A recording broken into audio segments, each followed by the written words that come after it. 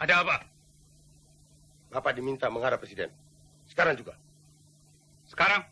Siap, Jenderal. Kalau begitu, tunggulah. Saya mandi dulu.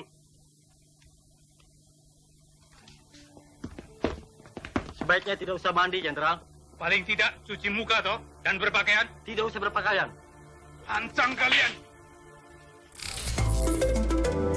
Bangsa yang besar adalah bangsa yang menghargai jasa para pahlawannya. Dan bangsa yang besar lahir dari proses perjuangan serta sejarah yang merentang waktu.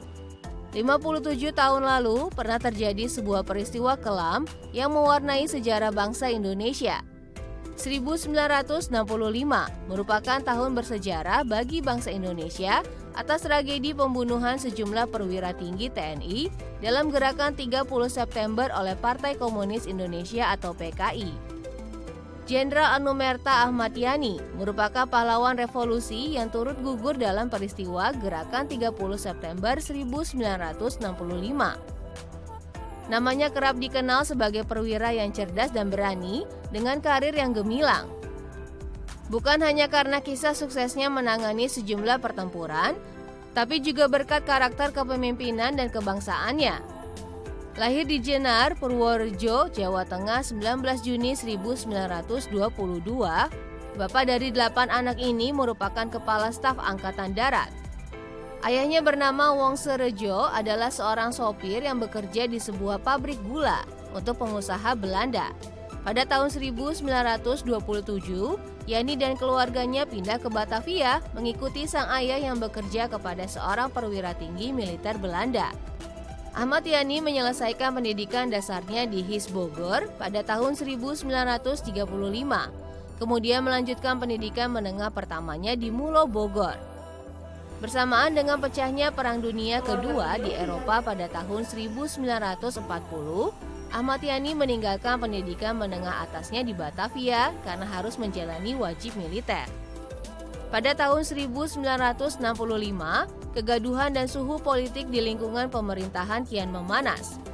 Setelah Badan Intelijen saat itu BPI, yang semula berada di bawah kendali Hankam, diambil alih oleh Wakil Perdana Menteri Subandrio.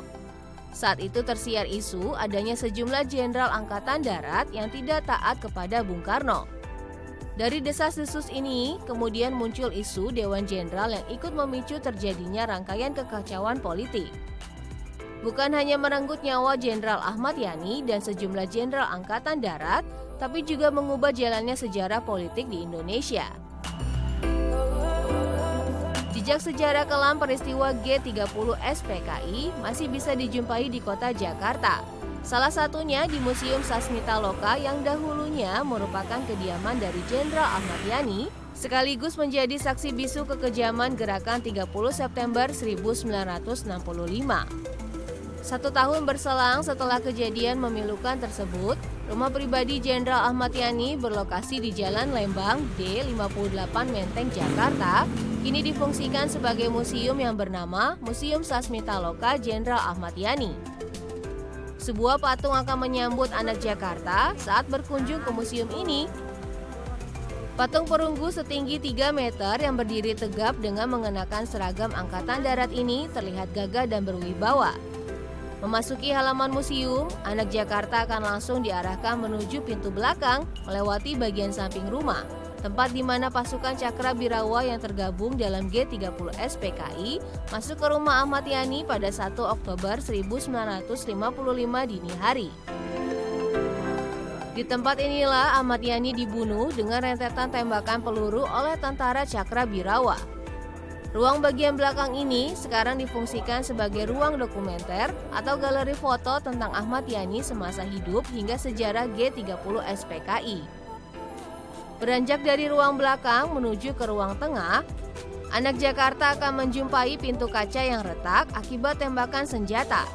Pintu ini menjadi saksi bisu bagaimana Ahmad Yani diberondong peluru oleh tentara Cakrabirawa. Tidak hanya menembus pintu kaca, peluru yang ditembakkan Cakrabirawa saat itu juga mengenai lukisan dan sebuah lemari dekat dinding. Dari 7 tembakan, 2 peluru bersarang di tubuh Jenderal Ahmad Yani, 5 diantaranya mengenai bagian dalam rumah. 2 tembakan peluru mengenai lukisan berwajah Ahmad Yani dan 3 tembakan mengenai sebuah lemari. Untuk mengingat di mana Ahmad Yani terjatuh pertama kali setelah ditembak, maka dibuatlah sebuah tanda di bagian lantai. Disinilah Jenderal Kebangsaan Rakyat Indonesia gugur dan kemudian dibawa ke lubang buaya oleh pasukan Cakrabirawa. Di ruang tamu terdapat sebuah lukisan yang memvisualkan ketika Ahmad Yani memukul salah satu pasukan Cakrabirawa karena mencoba melarangnya untuk berganti pakaian sebelum akhirnya Ahmad Yani diberondong senjata dan gugur seketika itu juga. Terdapat 9 ruangan di museum ini, 3 kamar tidur, ruang tunggu, ruang ajudan, ruang santai, ruang tamu khusus, ruang makan, dan ruang dokumentasi. Di setiap bagian di dalam ruangan yang ada di museum ini merupakan barang-barang asli peninggalan Ahmad Yani semasa hidup. Tata letaknya pun masih sama dan tidak berubah meski telah dijadikan museum. Kalau anak Jakarta berkunjung ke museum ini, anak Jakarta akan merasakan seperti masuk ke dalam lorong waktu, di mana anak Jakarta akan merasakan sendiri atmosfer bagaimana keadaan pada malam mencengkam itu terjadi. Meski kejadian naas tersebut memang telah lama berlalu, tapi kisahnya masih terus terngiang dan menjadi catatan sejarah kelam bangsa ini.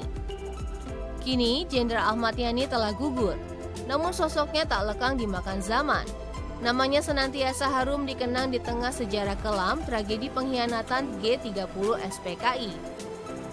Tidak hanya sekedar belajar sambil rekreasi, mengunjungi museum-museum bersejarah juga dapat menumbuhkan nilai semangat juang, nasionalisme, cinta tanah air seperti para pendahulu kita.